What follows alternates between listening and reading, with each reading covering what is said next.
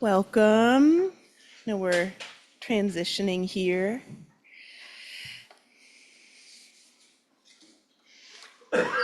Just have been loving so much our Sangha, our communities coming together around Dia de los Muertos, and it feels like such a special time of year. Yeah, and just, tonight being here, some of us, and like creating together. And as we're creating together, there's the joy of togetherness.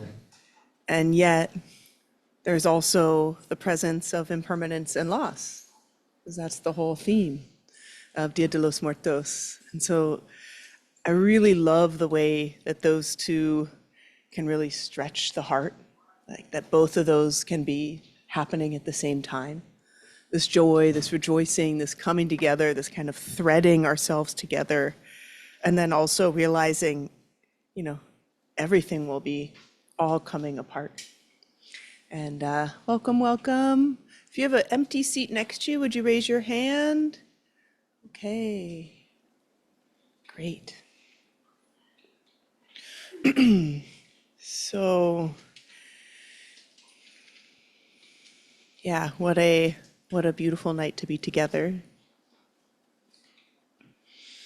We are going to continue with this beautiful text of Tsoknyi Rinpoche and kind of delve into the next phase of what he's offering us. If this is your first time here, no worries.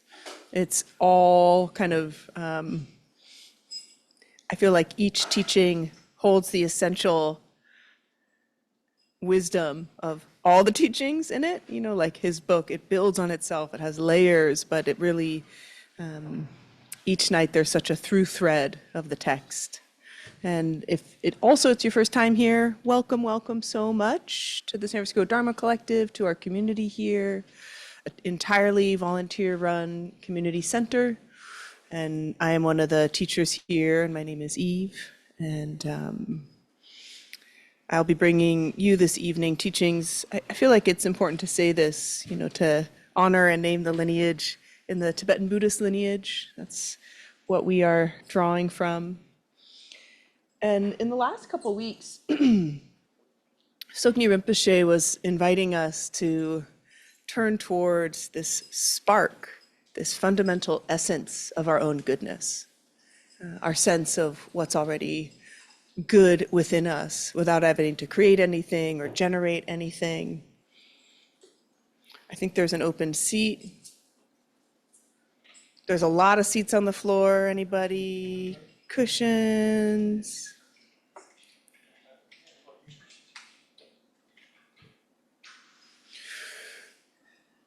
And this essence love, this idea that we already carry basic goodness within us. And that once we touch into that goodness, it's like a river that overflows its banks. Like our sense that we are already fundamentally good, shining, beautiful light even, makes us want to share that with everyone else. And so that is how our essence love, like our fundamental sense of goodness, becomes bodhicitta, or our aspiration that everybody knows their goodness.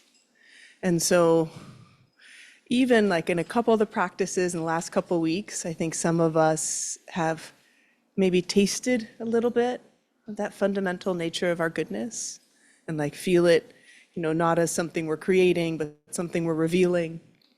So the next reasonable question is, why don't we live there? Why is that not how we're moving through the world all the time? If our fundamental nature is made up of this goodness. And so the next portion of the book is really an approach, especially from the Tibetan Buddhist point of view, on what are the constructed senses of self or I? What are the ways we create our identity, solidify that identity, and then hold on to it for dear life? And needless to say, that doesn't always go so well, especially since we construct that identity often at a very young age with not a lot of great information. And we're then trying to, move it through the world and keep it as it is. And we have a lot of what's described as delusion, sometimes described as ignorance, not seeing the fundamental nature of our goodness, not seeing the fundamental nature of everyone's goodness, and then also not seeing the fundamental truth that everything changes. Impermanence. So one way into starting to loosen that really fixed sense of identity, which is actually a construct, meaning it's not intrinsically who we are. There's this thing we've put on top of that radiant goodness in order to manage and move through the world, that though it has, or at one point had a great intention for us, often gets in the way. And one of the ways we can really start to stop it in its tracks is really remembering impermanence. And so since we are here just days before Dia de los Muertos, and this time of year, we're invited to look deeply at what has been lost. And a time of year across many different traditions where there's what's sometimes described as like a thinning of the veils. We can feel closer to what has been lost. And there's a whole series of teachings on impermanence. They come from the Tibetan Buddhist tradition and others as well. And this idea that we can reflect on impermanence as a way to help us feel more authentic, more loving, more real. Not reflecting on impermanence as a way to feel overwhelmed or to feel the fragileness of life and kind of shut down with fear. And I was looking today at teachings from Lama Yeshe. Some of you might know that name. He's a teacher in the tradition of the Mahayana tradition. And if anyone's ever been to Vajrapani or to Land of Medicine Buddha, Lama Yeshe lived at both of those centers down in Southern California, or SoCal, near Capitola. And I want to share a little of Lama Yeshe's teachings. And then we will do a meditation together, kind of resting and reflecting on impermanence, like the impermanence of seating in this room. Yay. Welcome, Tanya. So Lama Yeshe shares the great root of ignorance, hatred, and all other wrong conceptions, all of the obscurations that prevent liberation, that prevent us from leaving samsara, moving towards enlightenment, can be terminated by the energy generated through remembering impermanence and death. This is the original cause of cessation of all these delusions. So this idea that just remembering impermanence will cut through all the delusions, will help us with that. And, again, this is very simple, these ideas. I think someone's sitting there who just went to the bathroom. Yeah. Oh, you just did that. Oh, little bodhisattva activity. Okay. Wow, guys, a lot of movement. It's hard to focus for me. Thanks. Just gotta name that. I'm gonna close my eyes and recenter here.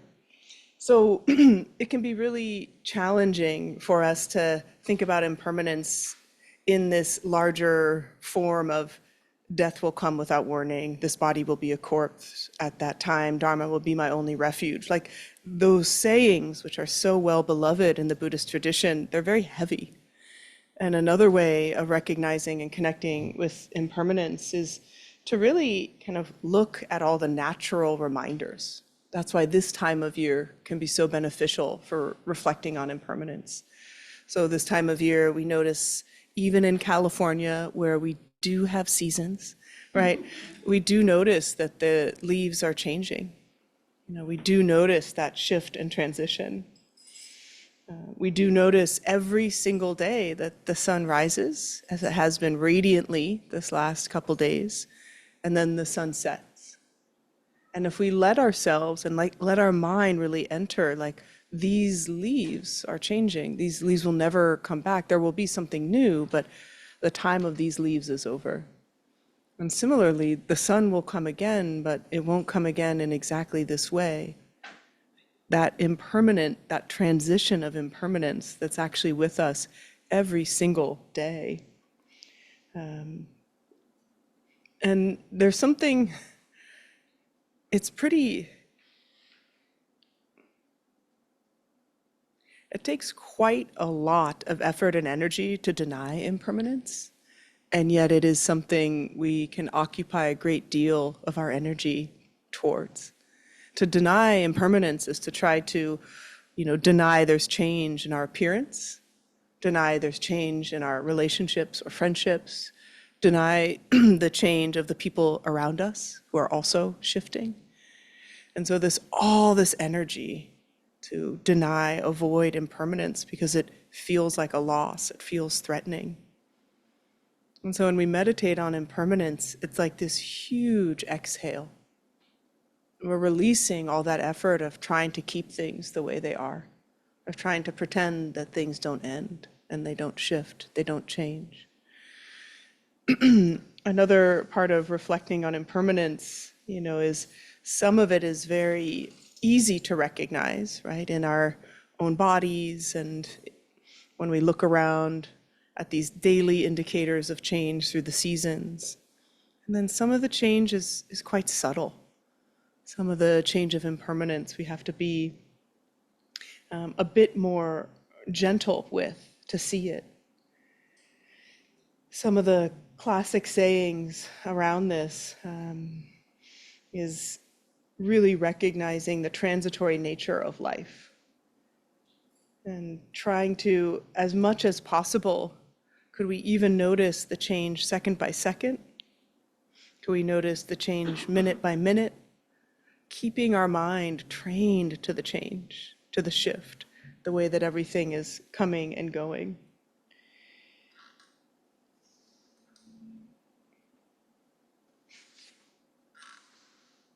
And one of the beautiful ways that we can practice impermanence is through reflection on, this precious human body. So in our practice tonight, we'll start off settling in, grounding ourselves here with that note to this moment, this season of change. And then we'll invite that turning towards letting the reflection on impermanence settle in the heart. And then hopefully that settling that impermanence can bring actually allows us to be more present in our practice. I mean, I'm so grateful you all showed up here. You're already present, right? You're here, but to actually be here. And sometimes that's described in the traditions of be willing to die before we die. And what we're willing to die is die to that fabricated sense of self, that fabricated, constructed sense of time, of who we are, of who we need to be, and just actually be here. So that's my invitation for us.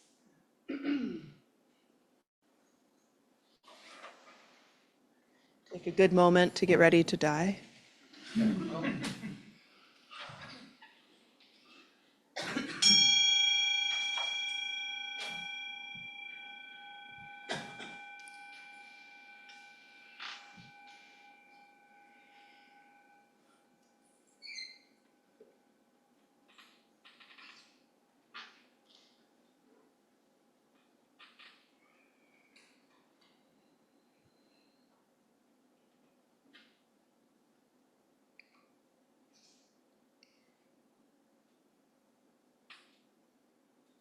Connecting with our posture and finding that beautiful, elegant balance between vivid uprightness, that lengthening of the spine,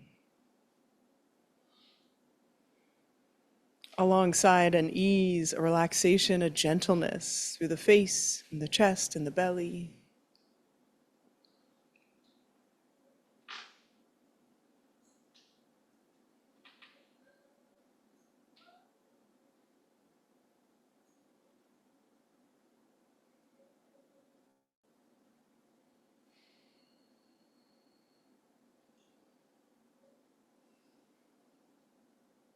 As we settle into the body, we can connect with the elemental qualities of the body: the earth, the water, the fire, the air, the space.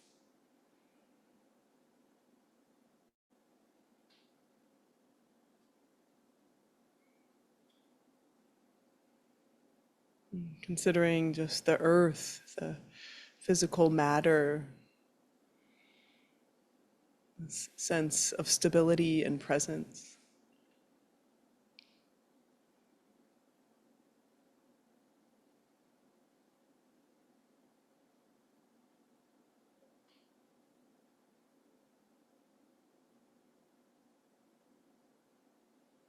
Can we feel this body of earth?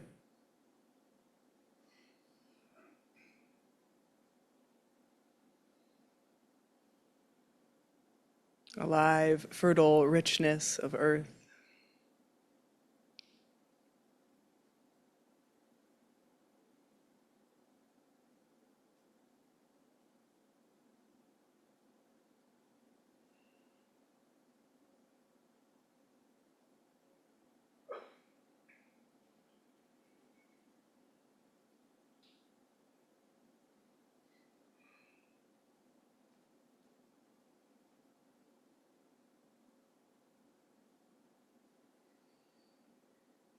The element of water, so much of this body is water.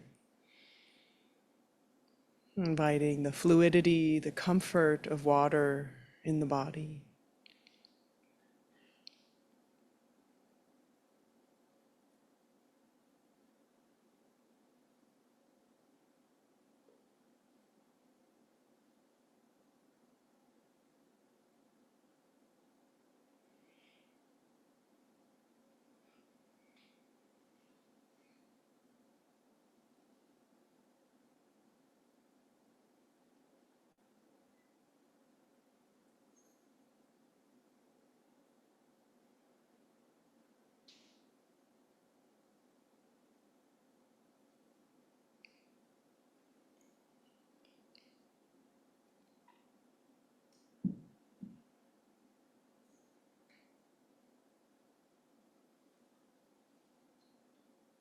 Feeling that quality of fire, joy, inspiration.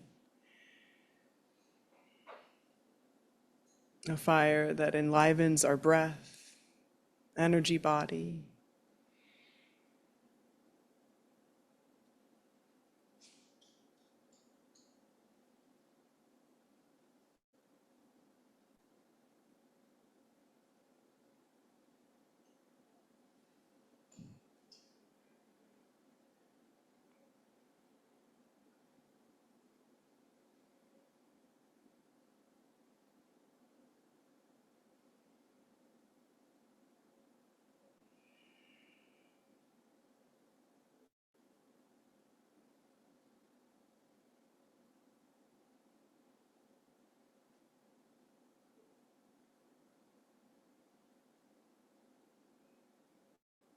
And with the next breath in, feeling air,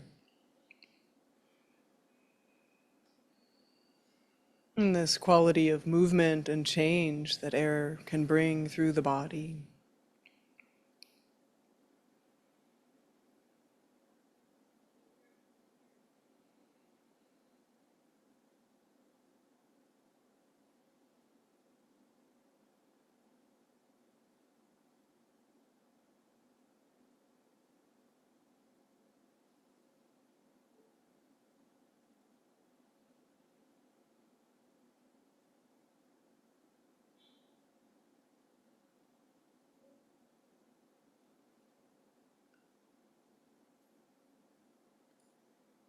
And finding this opportunity to consider the quality of space within the body. Of course, there's so much matter within this body. Vitality and energy, viscera, bones, without thinking of the literal, Can we just feel, sense, or imagine this spaciousness of body?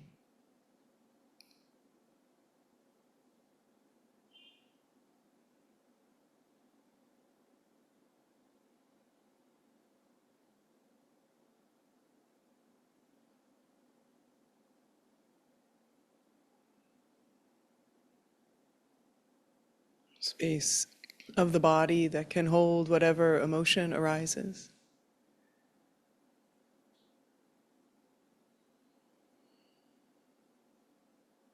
A space of the body that can hold the vastness of compassion.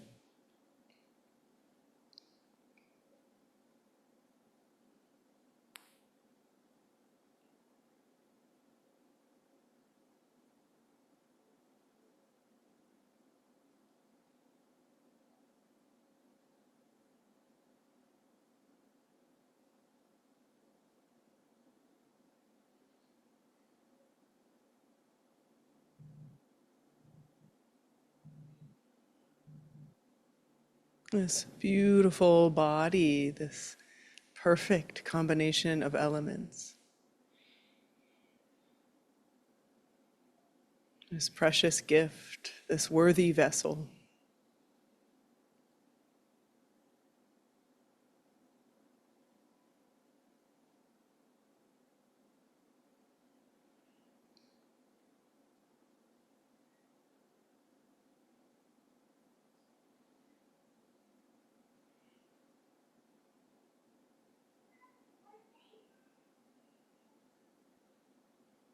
As it is described in the traditions, each of these elements, upon our death, will return.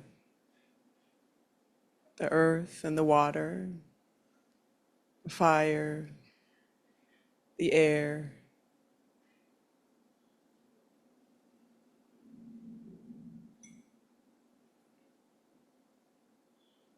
And the body, free from living form, awareness, and consciousness, just mingles perfectly with space.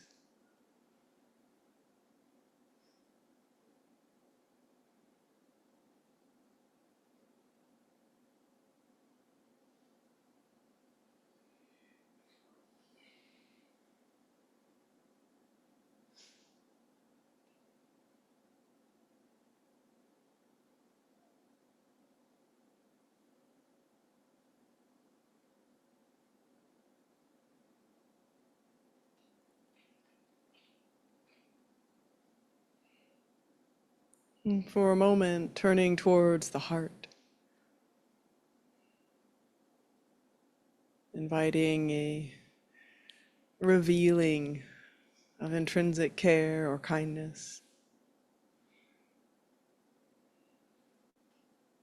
The kindness and care that values this human body and this human form. Values the body and form, the life and vitality of other beings who we treasure, care for.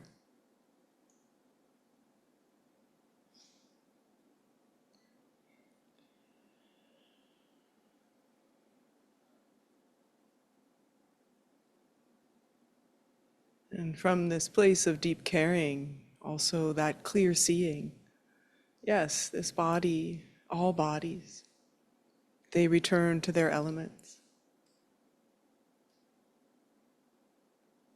Each body was born and each body will die at a time unknown.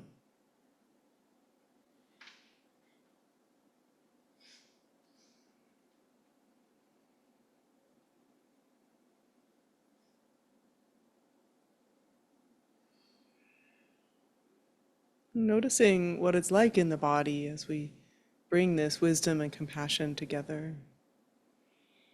Maybe it makes us think or contract. Maybe we feel distracted by other things, no problem. For a couple moments, let's simply connect with the body and the breath, inviting whatever preciousness arises as we feel, sense, or imagine the impermanence of this body.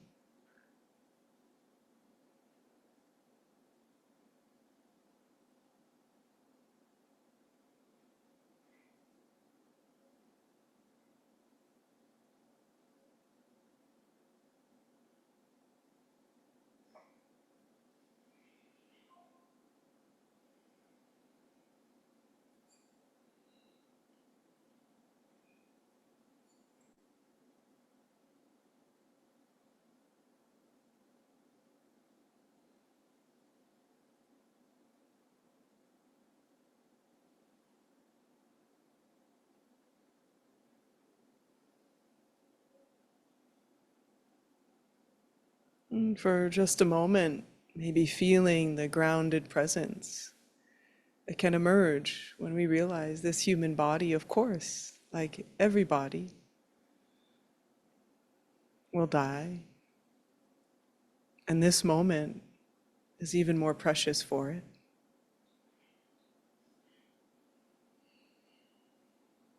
And considering the possibility that training the mind, refining the heart,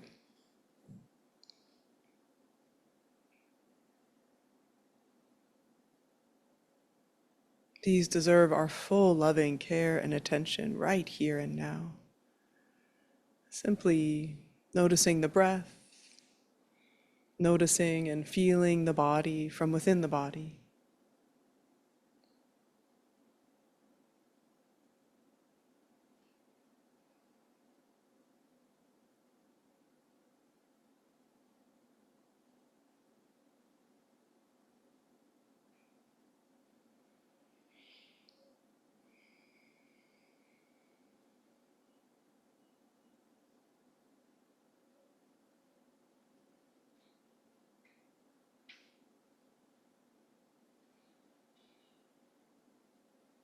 If at any time a feeling is too strong, you can now allow your eyes to gently open and focus on breath at the belly. And if you feel distracted at any time, just come back to that simple remembrance. We are of the nature to get old. We are of the nature to get sick. We are of the nature to die.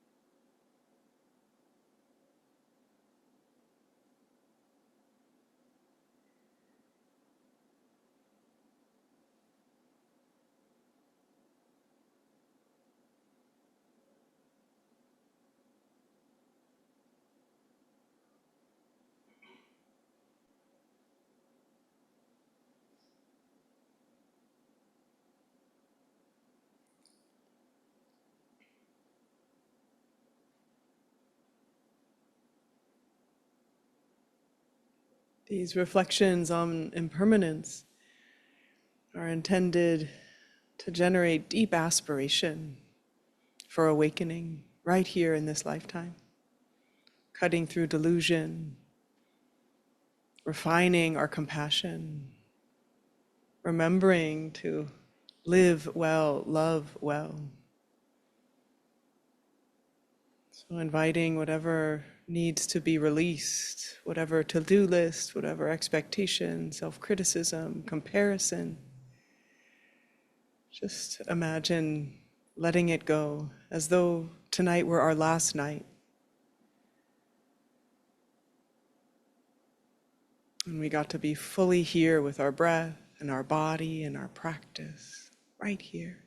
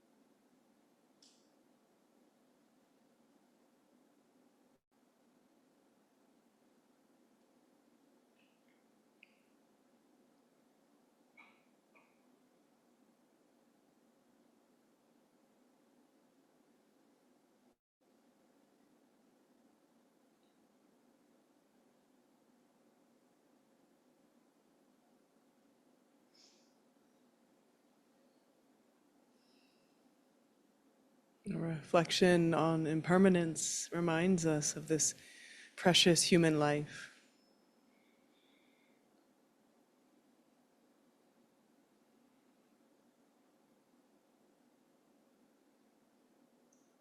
This vulnerable, precious human life, in which, of course, death may come without warning.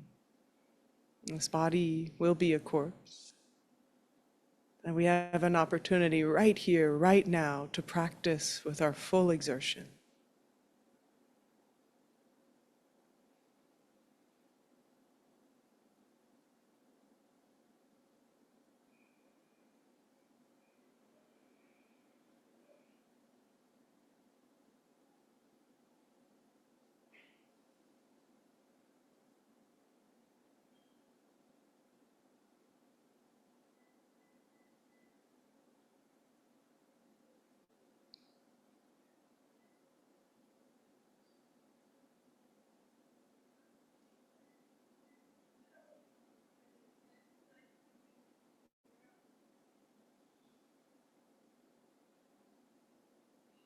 Notice whatever shifts or changes in the body may come with these reflections, maybe areas of tenderness or tightness, maybe more excitation or distraction. Just a couple more moments here holding this impermanence close.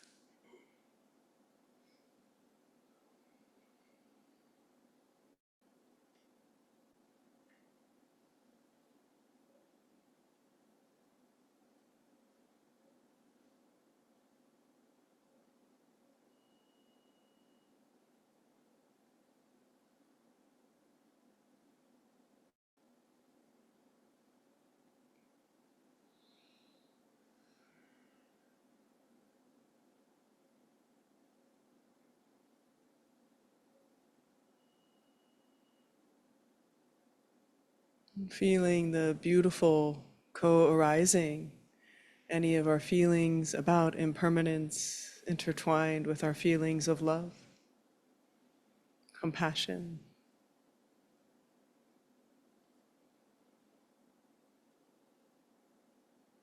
Whether or not it is difficult or challenging, this is a beautiful human life, and there's great care, great compassion for our own difficulties, great kindness for our desire to be happy. And so feeling the radiances of kindness and compassion.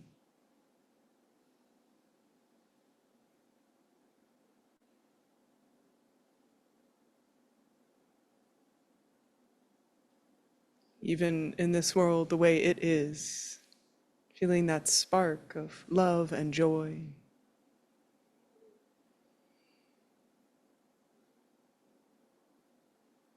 Unconditioned, unperturbed.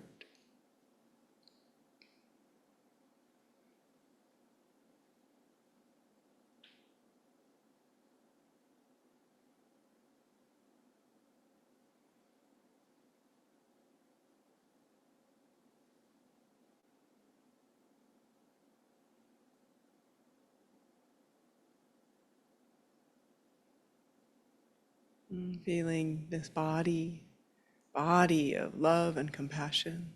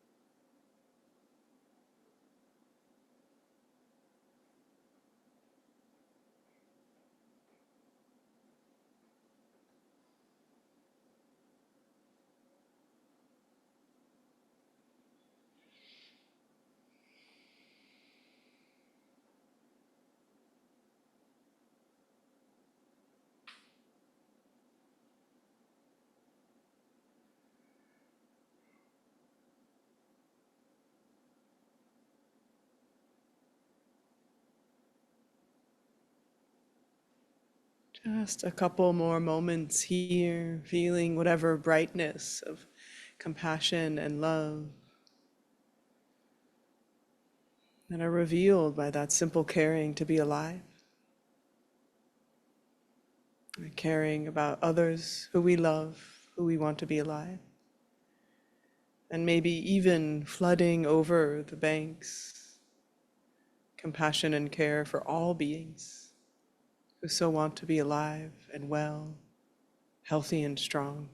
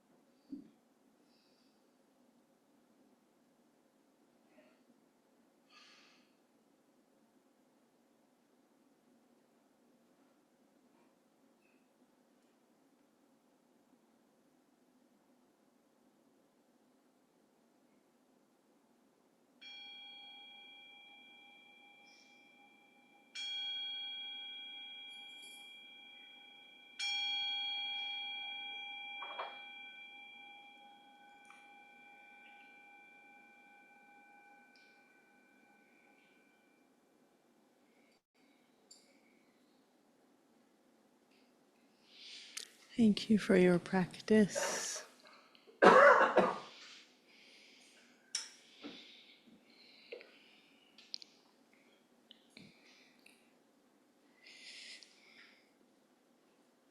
So I mentioned last week it would be a special night for many reasons. One of the special parts about tonight, it's our first night getting to practice together with this medicine Buddha, which is going to be a new part of the center. And just wanted to welcome the medicine Buddha here with us. It's a thangka that came from Kathmandu, and felt like I could already sense some of its potential blessings here for us. It's a thangka painting, and the way that it's oriented is that through gazing upon it, it refines our meditation, and it kind of gives us clarity, but also, the way it was made, kind of imbued with that possibility of blessings and healing from the medicine Buddha. So, pretty exciting. Part of our time here together at the Dharma Collective is our opportunity to connect in community and to share and reflect.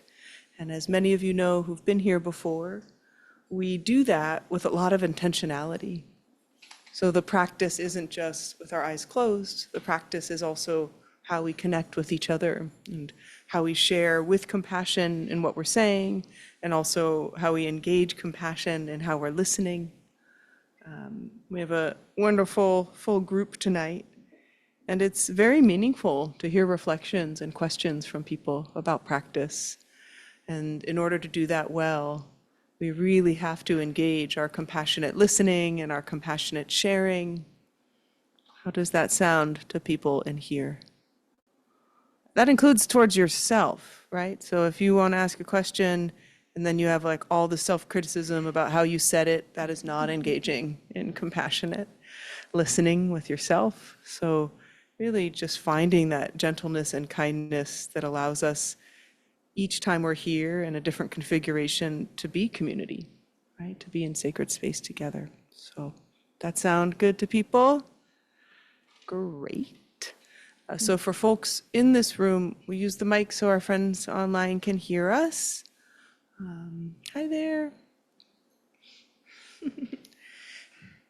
Any reflections or questions on that practice? Would love to hear from folks, especially if you haven't done that kind of practice or if you have. Yeah. Questions or reflections? Yes, in the back. Would you say your name, please? Hi, my name's Crystal, Hi, Crystal.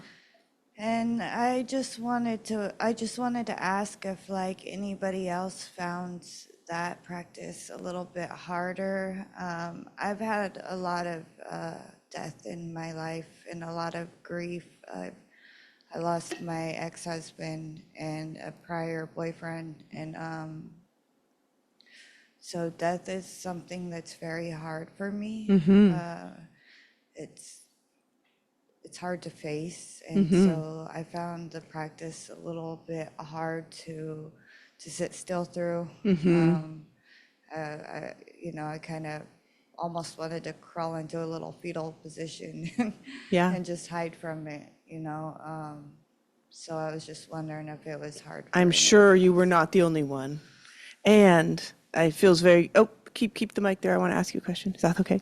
I feel like it's very, courageous to ask about it also, And as you said, right, like there's no one in this room who hasn't experienced death.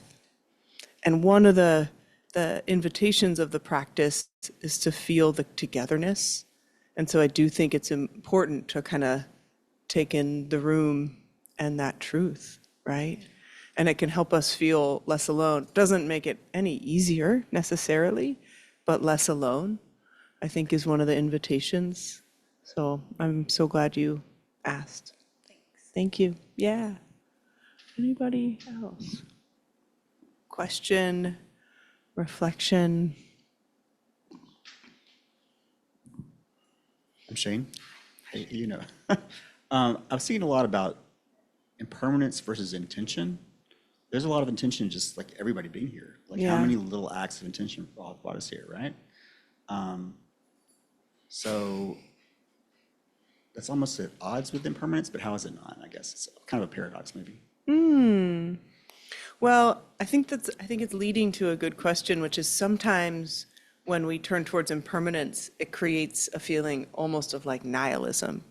Like if I'm gonna die and everyone's gonna die, what are we even doing, right? And yet, like you're describing, intention can actually be more clarified with impermanence. So there's an opportunity that the recognizing and the turning towards impermanence really helps us get clear on what matters and why we do what we do. Because sometimes our motivations are so guided by, the next thing, which makes sense, but we can really lose track of this could all end at any moment, and this for sure will end at some point, that reflection on impermanence can even kind of heighten or strengthen our intentions, at least in the service of awakening. Might not make us more money. That's the thing with spiritual practice, is it like doesn't necessarily make you more ambitious or more rich. Sorry. But that doesn't necessarily make you happier. So, right? And not that spiritual practice is about making you happy, but thus this closeness or this authenticity, like living with authenticity, genuineness. And yeah, the intention to come here and to then clarify, like, why am I here? And then, wait, but why? Wait, but why? If you go down all the whys, often where you land is, we're gonna die, and I wanna live well, right? And that fear of death, whether it's our own or others, it's always true, right? It's not like I brought it into the room and it wasn't there before. Like it's true, right? And yet turning towards it, it's hard to do with compassion. I was trying to prime us with that compassion, but it's hard to turn towards with compassion. But it really can be like alchemical fuel if we can turn towards it and find it to be that, yes, this is what matters. Like help us with intention. Thanks. Yeah. Tanya? No, I was directing, it was pointed towards you, yes. Oh, thank you, yeah. Hi.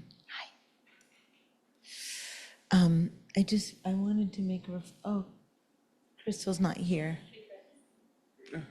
Oh, she's coming, okay, well, I just wanted to share a reflection for her because there's that wonderful mustard seed story. And a woman has lost her child, which is like the most devastating thing you can go through. And so she goes to this wise person and says, The Buddha. The Buddha, exactly, thank you. A very wise person, in fact. and says, and he says, go to each house and gather me a mustard seed from a home that hasn't encountered death. And so she goes from home to home, which is a really beautiful thing, because I think, and I just wanted to say, because this is the point that you made that I thought was so beautiful, is that it is so hard to rest in loss, as you know. And but then, I think what you said was so beautiful about that it's and the story of going door to door, you kind of, oh, you've had that too, oh, you've had that too, with each single person, every single person in here. And It really can change how, our ability to feel empathy and compassion for others deeply, right? Yeah. And just like moving through the world and looking around and, wow, you've lost someone you love. And here you are, like, having a piece of pizza. Like, it's just, wow, you have such a more depth or sense of richness of everyone's life. So, I'll just say one quick thing on that, which is last night, these people came for dinner, and usually, and they're about to get married. And usually, oh, it made you decide to fall in love. And usually it's like, oh, we had so much joy together. But actually what had happened was they reconnected at a funeral, and they were able to hold each other's grief. And sometimes grief, really understanding that someone else has grieved, is really, so anyways, that was just my reflection. thank you. And I wanted to share it with you and appreciate the idea you brought forth. Yeah, the Gotami story is so beautiful.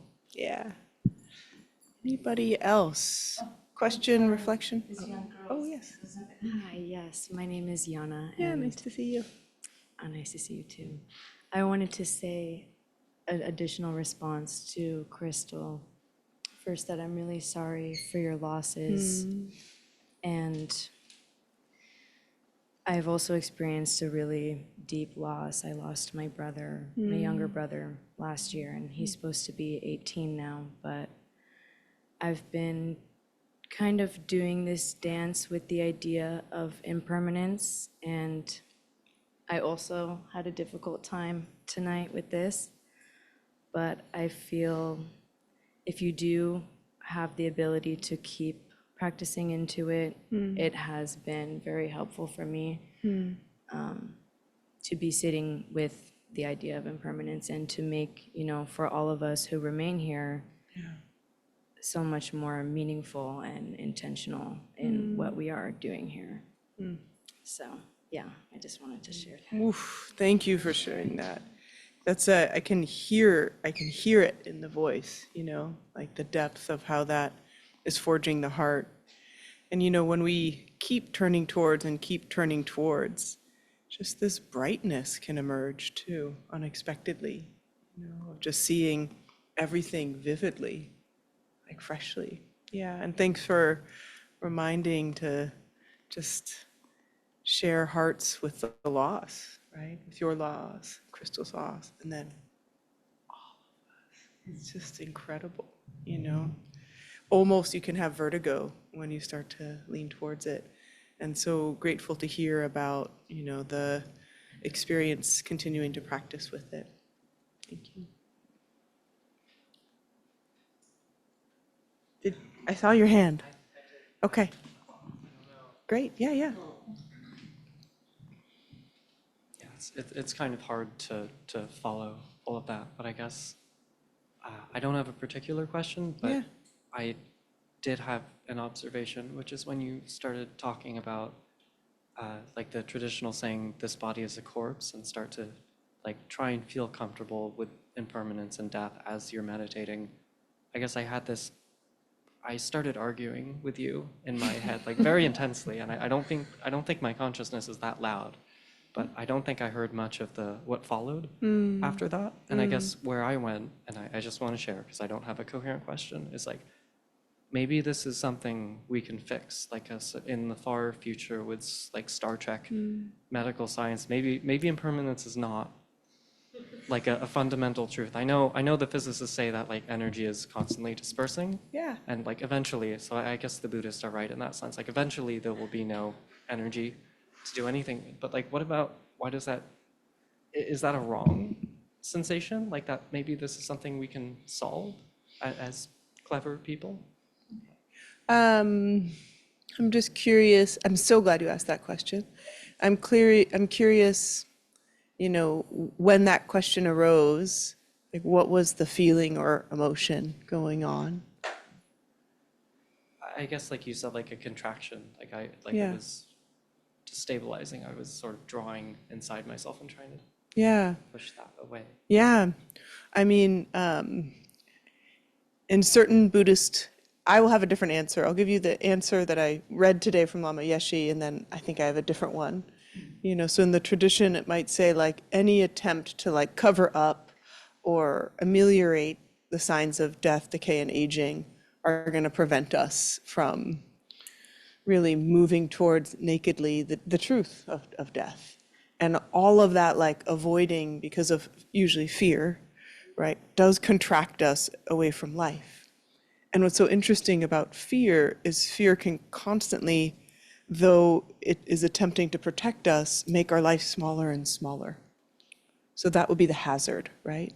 But I have a different, because I watched Blade Runner recently as an inspiration for Halloween, long story, and or another story. And, it's set in Los Angeles, 2019. I don't know if anyone, so, and I was like, they're not that far off. So my more humble question, given the times we live in, is like, maybe, like, are we going to upload consciousness to a cloud amorphously? Maybe. Does that mean we don't die? Maybe. We won't have a body anymore. Will that consciousness feel awareness in the way we do now? Maybe. And even if all those things were true, and there's the holodeck, is that Star Trek, holodeck? Okay, anyway, even if all those things are true, could recognizing change still help us with that kind of motivation, right, of getting clear on our intention? So yeah, maybe we won't die at some point in the future and we'll become replicants, possible. However, like the real inspiration of this practice is like, what's the wisdom of impermanence? We all know the raw wounding of impermanence. It's hard. It's hard. It's hard to lose people we love. It's hard for our bodies to lose functions that we love. And, not just like, well, this is what's happening, so let's make the best of it. Like truly like wisdom of clear seeing, a wisdom that helps us be more free from fear than we ever were or have been before is possible in looking directly with and kind of seeing the love of beneath that fear, right? Seeing what's right below it. I Maybe. really like that. Thank you. Yeah, thank you. Yes. Oh, actually, such great questions. Yeah. Sorry, what was your name again? Will you say? Jackson, that's right. Yeah. Hi, should I say my name? Yes, please. Grant. Grant. Not a question necessarily either.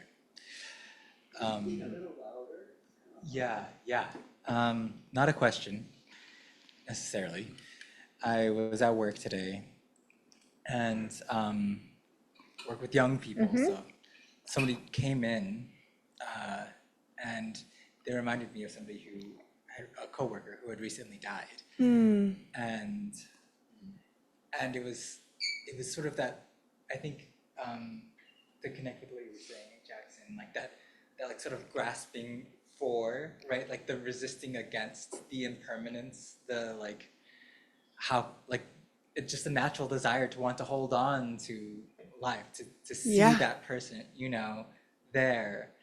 And then also that connection to what I hear you saying about like, what are we not seeing then, right? Like then I'm not seeing the person who I thought it was. Yeah, right. And just trying to hold that contradiction. Yeah. Gosh, I love that. So beautiful, right? There's some Mary Oliver poem in there. I can't remember of like, we have to learn to love and also to lose, right? What is so mortal, just that. And what gets blocked when the attachment, that I want that person to still, like when we were practicing here, one of the things I was thinking of, like, when you lose someone you really care about and all you want, be like one more night with them to like share the things and talk about the thing. And what if we could feel that like, oh, I want one more night with myself right now, right here, as like an ongoing way of inhabiting our present moment. Like, ooh, I get this one night with me. And like, we got to pay bills and somebody's got to do the kitty litter and like, right, we have things to do that are unglamorous. And yet it's kind of that energy. And it's really interesting because, when I've mentioned this before, but when you meet, realized masters or people who've been practicing for decades upon decades, who really emanate a field of love that is unconditional towards everyone. Like, these are folks who think about death morning, noon, and night. It's really like that lightness that can come when you recognize the impermanence of all things, which also includes the impermanence of our emotions, right? It's, our frustrations. And I've had some some packages stolen recently in front of my home, which, it's not really a huge deal. But when you see the ripped up thing in front of your door and like there's that moment of like, what? And it was just interesting. I was, as some of you know, my dad is transitioning to his end right now, and being with him these last weeks, like I'm very much living these teachings I'm sharing with you all. And something about the heartbreak of that makes me porous towards everything. And so the frustration was like more frustration than I ever remember feeling. But I'm aware enough that I was like, that's going to change. And like, sure enough, it came right down. I was like, wow, this is a very hollow, vehicle right now. Like, it's just everything being felt so deeply. So it is, when we are near loss, we get such a close view of these very fundamental human experiences that we don't want to lose, that we miss, that we want to live, right? And we want those we love to live. And that is the seed of our compassion. Like, wow, I really want that. I want these people I love. Oh, wait, all of us want that. So it's that real, how do we not, no problem sliding into despair and sadness sometimes. I mean, that's heartbreak. But then what are the ways we pull ourselves out? Is it through shoving it down, or is it really finding that common thread? Yeah. Thank you so much. Anyone else? I see that. Robert, please. I'd love to hear. It's a treat to have you here. Hi, I'm Robert. So yeah, impermanence. So this week up in the area where I live, had been a lot of deaths, right? And for people who are very popular with the community, right? So there was massive grief, right? It's palpable, like you could feel it, right? And they asked me to speak at this person's celebration, right? And what do you say to that, right? But what I know is, because I've taken care of my mom at the end of her life, and I do a lot of impermanence practice because for me, it's freeing. Yeah. For me, because it's inevitable. You can't bargain with that stuff. And the more you hold on to it, it's kind of like grief too. If you sit in it too long, it becomes heavy. And what my one mentor said, you don't have to hold yourself in suffering to honor the experience. And I really like that. So, it's kind of like same thing with my mom, man. I treat people extra good today. And like, since tomorrow I may not be here, it's like, it brings you present, like instantaneously present. Yeah. So, It's going to happen, but I think we have to be kinder to ourselves in the process. Yeah. Yeah. Thank you. Beautiful. Really love hearing all your reflections and questions, and yeah. I think so much of our grieving happens way too alone in our contemporary culture. I've mentioned this before, but my dad did some research with uncontacted tribes or previously uncontacted tribes early in his career. And one of the things that still blows my mind, it was like a detail he just mentioned briefly, but that there's no doors on any of the huts, which to me signifies no one can hide their sadness. Like, there's nowhere to go, right? Like everyone's there seeing you. Grief is experienced in the whole village. That's not how we roll, most of us, right? We can really pull away and withdraw. And there's such an opportunity for us when grief opens that heart portal to let it be just kind of infused with support and love and care. We are actually really good at tending to each other. We're really good at it, when it's there. Just in this room, how people have already tended to each other. It's a beautiful thing to see. So this one aspect of kind of cutting through those habitual ways of confining ourselves that get in the way of that intrinsic love is thinking things are forever. And then, as I mentioned, Tsoknyi Rinpoche, he brings up these three different aspects in Tibetan Buddhism of how we construct the I. And he says that the very first one, that these layers, they get built on, these layers of I, as a separate self. And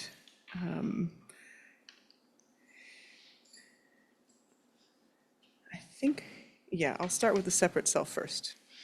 So he says that the very most simple level of I, or who we are, this is called Len Kie Ma Rig Pa.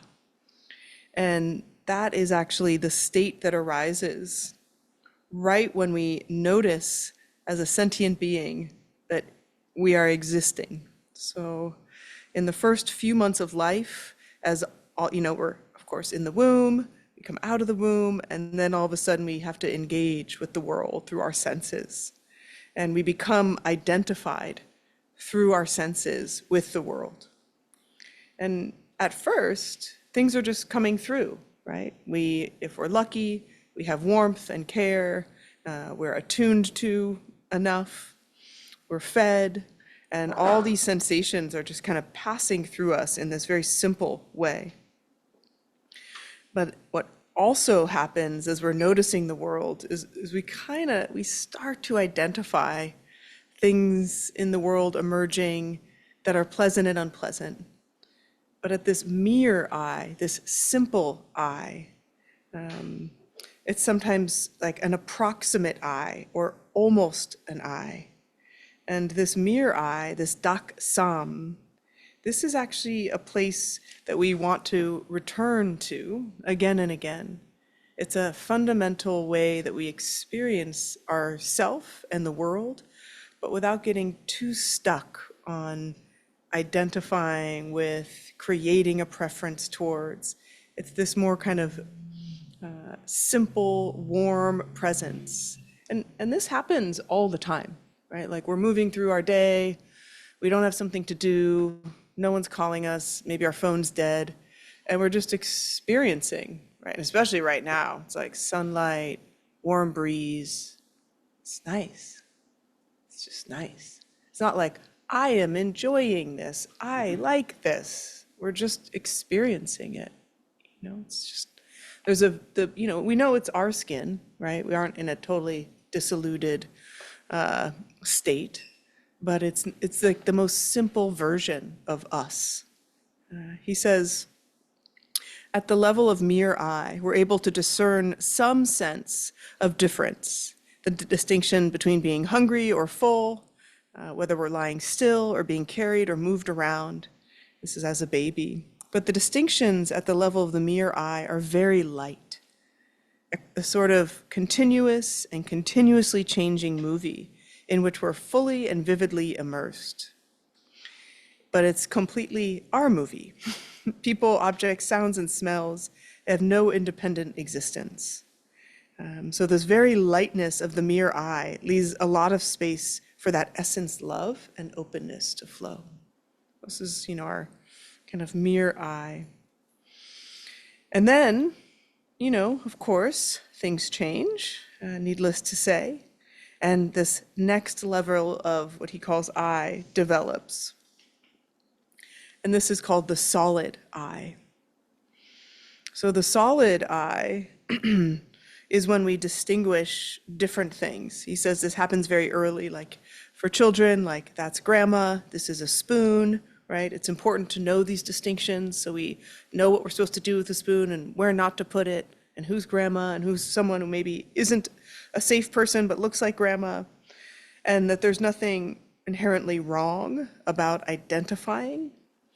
He says, but what happens is that as we make these distinctions, we start to lose that fluidity, that openness. Instead of, experiencing things as they arise, feeling them coming, we start to solidify around. So he says in the beginning, the solid I is pretty much identified with our bodies. But as we mature, the solid I becomes more abstract or conceptual into a sense of a separate I-ness, located vaguely inside of us and in our imagination. As we apply tighter, harder labels to our experience, our thoughts and our emotions, our physical sensations, they develop a weighty thing-like quality. We begin to identify with our thoughts and feelings as dimensions of experiences that are inherently us. This is the kind of the very essence of creating separation. I am this body. I'm tall. I have bad shoulders. We start to identify with the physical form body. But then we kind of extrapolate, like, I'm the one who's really anxious. I'm also the one who gets angry quickly, right? We identify not only with the form body, but these feelings. And yeah, they're happening, but to identify with them is to create this solid view that doesn't take in the reality of impermanence, right? Because truly, yeah, of course, this is the body, but the body's changing. At the cellular level, it's changing all the time and a lot. And yeah, maybe you're an anxious person, but that's not your destiny. You could shift and change. There's different days. So this idea of like the solidifying I that happens very quickly, which then leads, and this is the really tricky territory, to the precious I. And I can't help but have like Lord of the Rings in my head, but I'm not gonna do that. Yeah, you guys can all do that. But it's also, some of you might be more familiar with the term self-cherishing. So self-cherishing I. So not just solid as in I'm this and I'm not that, and you're this and not that and not me. The self-cherishing I, it starts to, he says, it points to a terrible and terrifying sense of the consequences of grasping the self as precious,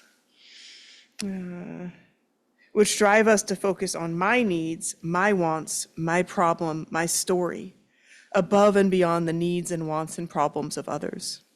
Our I becomes precious or cherished in the sense that it becomes our main channel through which we sense our thoughts, feelings, and actions are directed. The feeling of separateness urges us in two related but seemingly conflicting directions. The first is an urge to protect our ideas about ourselves, even when they're unflattering or destructive to ourselves. So like the precious I or self-cherishing I, you might be like, that's not me. I have a very low self-image. It goes like for the inflation or the deflation. It's perpetuating this idea of who we are. And the crazy thing about it is it's not that it's always this grandiose view. Very often it's a deficient view of I that we are adhered to, right? Like, I'm not good. So this term cherishing is actually just holding on to something, often long past, in its need or usefulness. When we cherish the I or hold on to it as precious, we're holding on to an image that no longer applies, that is no longer useful, and that some cases is frankly unhealthy. And it's interesting because this idea, as a lot of we see in terms of the overlap between Buddhism and contemporary psychology, there's a lot of recognition of this construction of what's called the internal working model, right? This idea of who we are and that we will defend it even if it's a deficient model of who we are. And we project it onto the world. And if anyone threatens that projection, we're super upset at them. We try to, no matter what, keep that image up, even though it's exhausting, demoralizing, right? It's so interesting how we get so fixated on this separate self, right? On this identity that we construct. It's very hard to believe that it's a construction. Feels like us. It's like, no, but that's me. It's like, yeah, well, kinda, except that also you keep changing and it keeps shifting. And I think where people get a little tripped up here is then they're like, oh, then is Buddhism about being no one all the time? Kind of this empty, amnesic version of moving through the world with no past memories? Like, no, it's just a fluidity. It's just that openness, right? Like, yeah, I mean, I love a lot of the things that live in my past that are part of the richness of who I am. However, the fixation, the contraction around them, and that's what Tenzin Wangyal Rinpoche calls our pain body, right? When we contract and clamp down with an identity, that usually is quite deficient.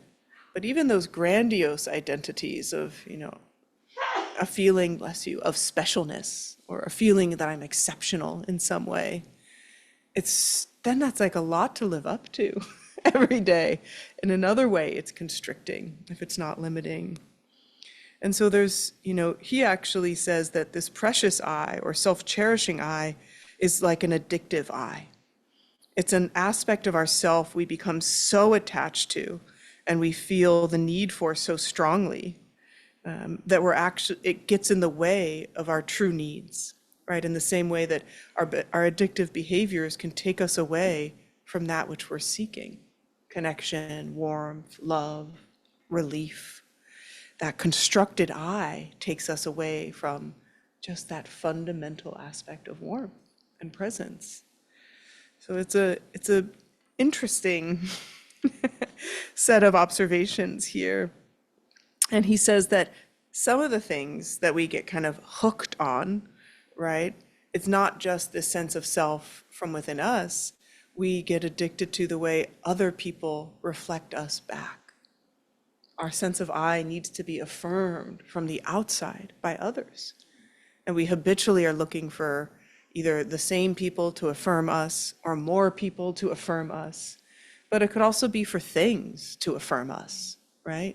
Like our wonderful wardrobe or our, fancy things that we get or need.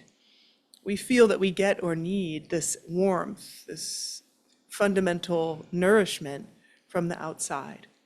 So this is, the basic definition of samsara, right? Chasing for on the outside what's actually already inside, and in the chasing, destroying the very possibility of experiencing it.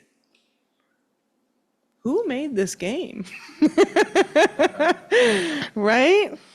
And I always love blaming capitalism, but it's only part of the deal, right? And it's not that, I guess, to my basic understanding, it's not that like greed, ignorance, hatred, these things that block us from our intrinsic sense of well-being are some traps. It's like, oh, these are evil demons in our life. Like, no, sometimes it's really good to have anger. Sometimes it's really good to know when to push away. Sometimes it's really good to have fear. It's really a good motivator, right? So how do we respond in this fluid way and not get that fixated?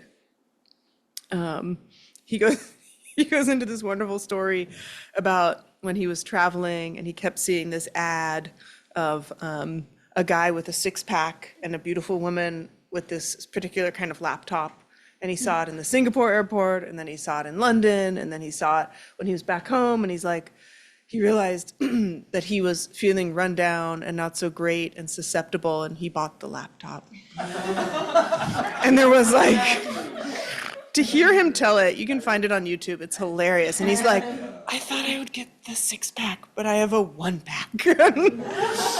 And, you know, it really didn't stand up to like the grit and the dirt of Tibet where he brought it, and it died within 2 weeks. But he said it was like such a good teacher. Like he saw how this basic vulnerability, like we want to feel good and we want others to like us, right?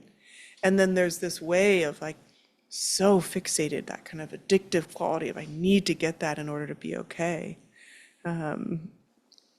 And, you know, he says even tulkus, right? So this incarnate Lama that he is, we are susceptible. And he said, even I became an addicted I. I believed that a product could fill the nervous, insecure space in myself and make me feel happy and fulfilled. And, spoiler alert, we don't get to the method of how we work with this till next week. But the simple part is, connecting to that mere I. And he says, the mere I though it's pretty young, like just that simple being with the world in this sensory way.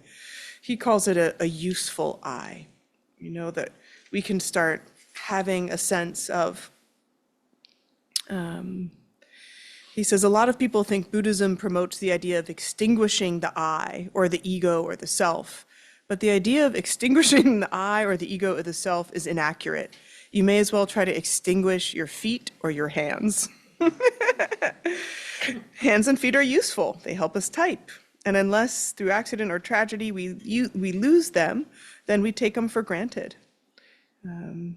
So he says, that we actually just come back to this mere I, that we can, in the day when it's required of us, we can put on that performative, presentation of ourself that's quite useful, right? I know folks in this room, I think you were mentioning, you work with kids, like you don't show up like, hey, what's up everybody? Like just as you are, right? When you're working in a mental health context.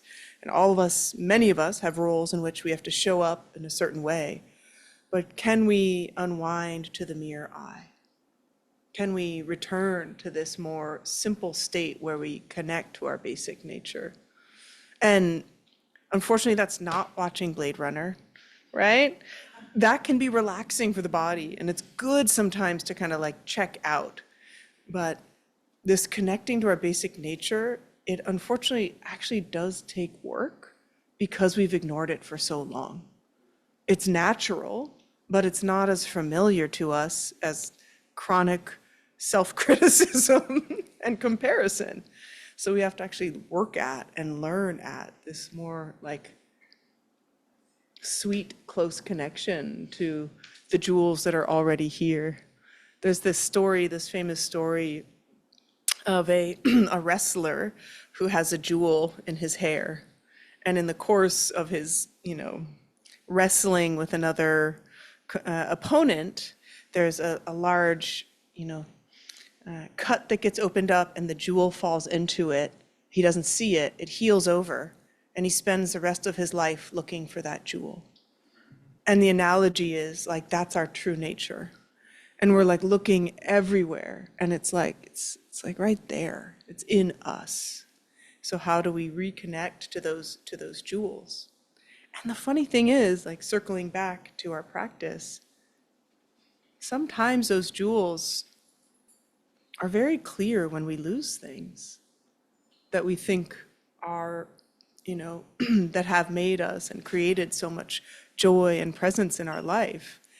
And then we are left with this sense of, where can I be okay? Where can I rest when I feel this overwhelm and sadness? And sometimes we find the radiance of those jewels right there. Or, we can cultivate them deliberately through our practices of compassion, loving kindness, empathetic joy, these radiances of the heart. So it's like we're kind of planting those seeds alongside trying to weed out those deficient views, those solid views, those expectations that we need something from the outside to be okay.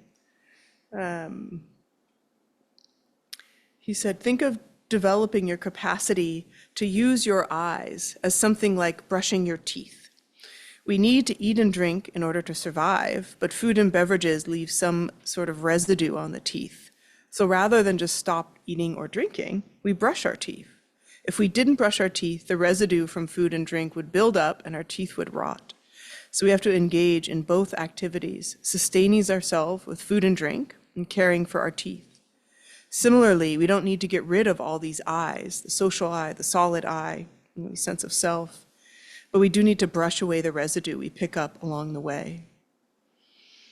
And so the residue that's attached to these layers of eyes can spontaneously begin to loosen and dissolve. And it loosens and dissolves when we're willing to look at it directly, and to see it clearly.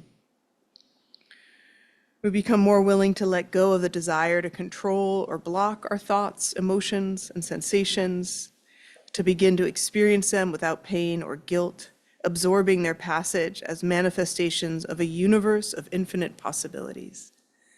So again, the teachings of the last couple weeks, emptiness as the infinite potential for anything to arise.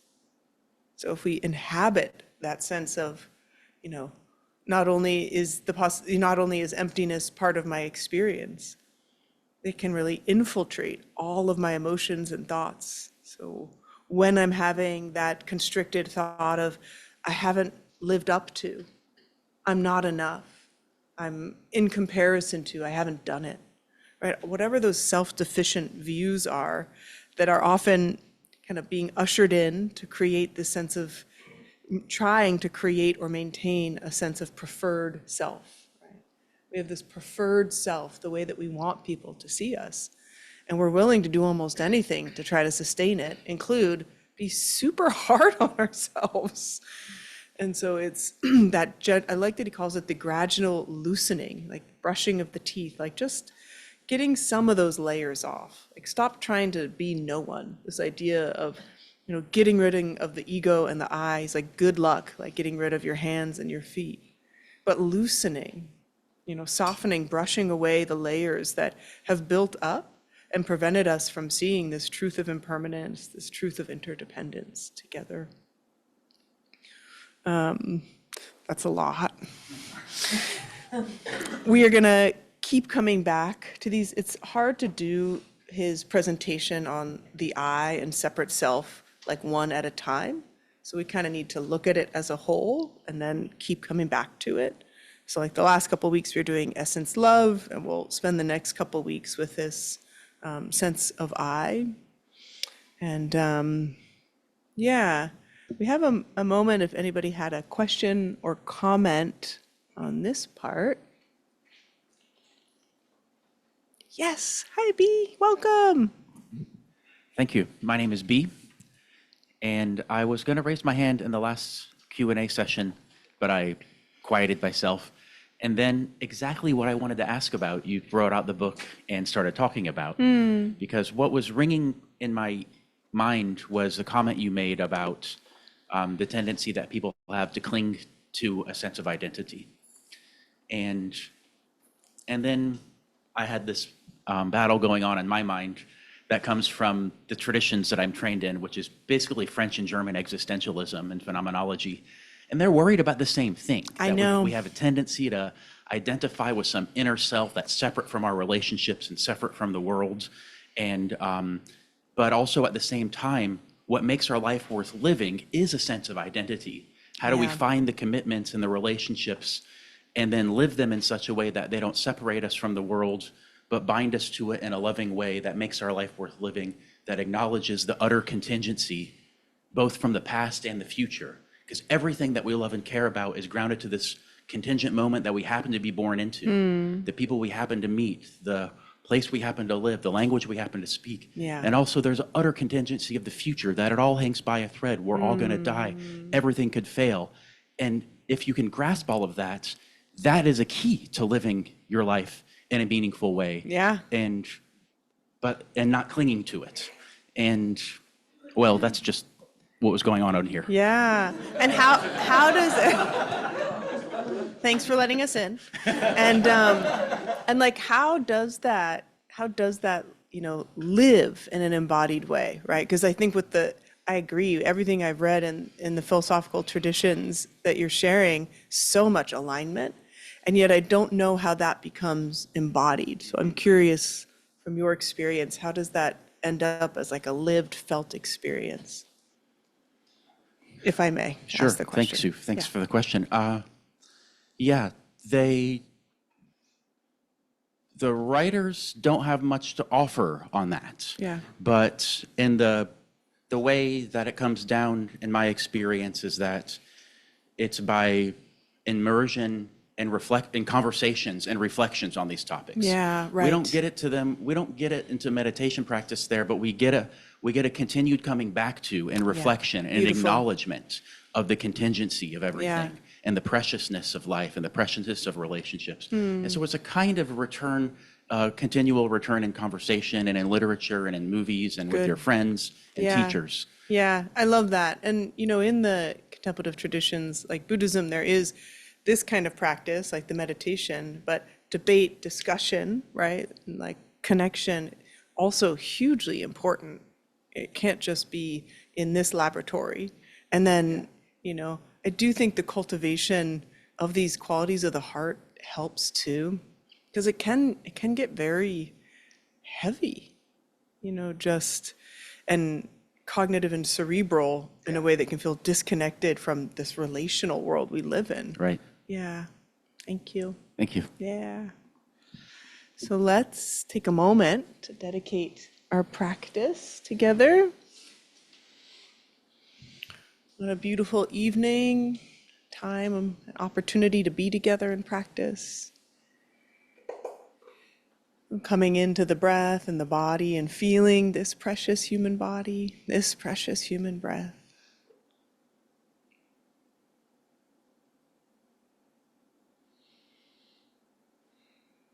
And as we do every time we gather, we deliberately turn our attention towards offering this energy, this practice, this reflection, offering it up as though it were the most precious jewel. And that our heart would rejoice in sharing it. And so in placing hands together at the heart, symbolic gesture and offering, if that feels natural, we imagine offering this precious jewel of our practice and our time together with the aspiration that it could extend out in waves of compassion.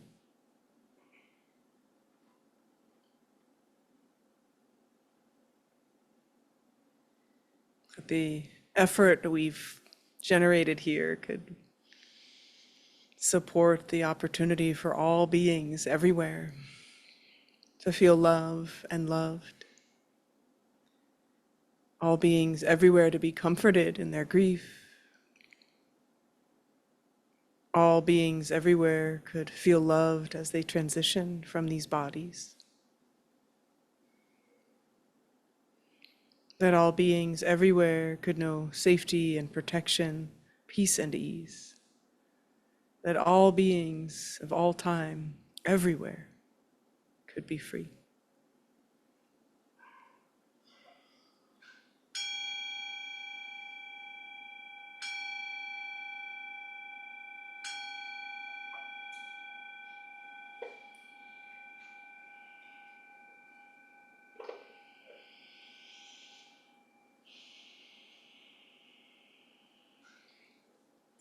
Phew. Powerful to be with you all tonight. So wonderful.